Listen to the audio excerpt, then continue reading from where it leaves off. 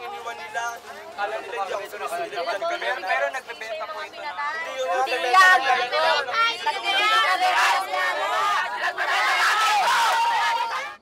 Natatakot na rin po ako. Hindi nga po ako nakakalabas dyan eh. Kasi may mga parang ibang mukha na maaligid-aligid sa amin na nakakatakot na lang din po. Kasi syempre, naman ako, pagdating ko dyan, baka mamaya paputukan din ako. Mamaya may kasama pa ako. Nowhere near finished. This could go on forever, you know.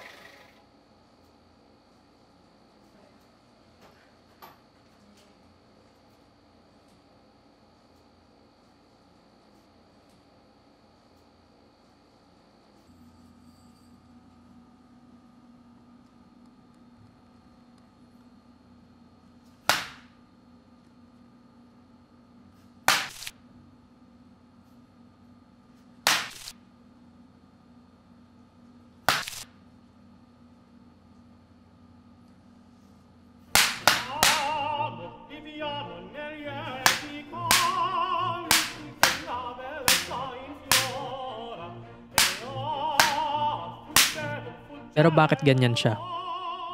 Paano siya naging ganyan? Si Rizal alam natin kung paano nagsimula ang pag-ibig niya sa bayan.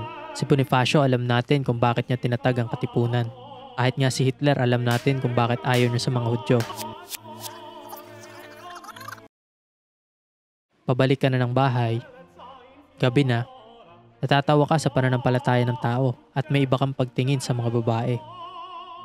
Pinagpapantasyahan mo sila. May alaga kang ipis, pinatay mo sila nung lumabas sila sa aquarium. Sa iyong isip, katulad lang sila ng mga namatay sa pamumuno ni Duterte. Medyo alam ko na kung paano ka mag-isip. At alam ko na ang mga bagay na ginagawa mo.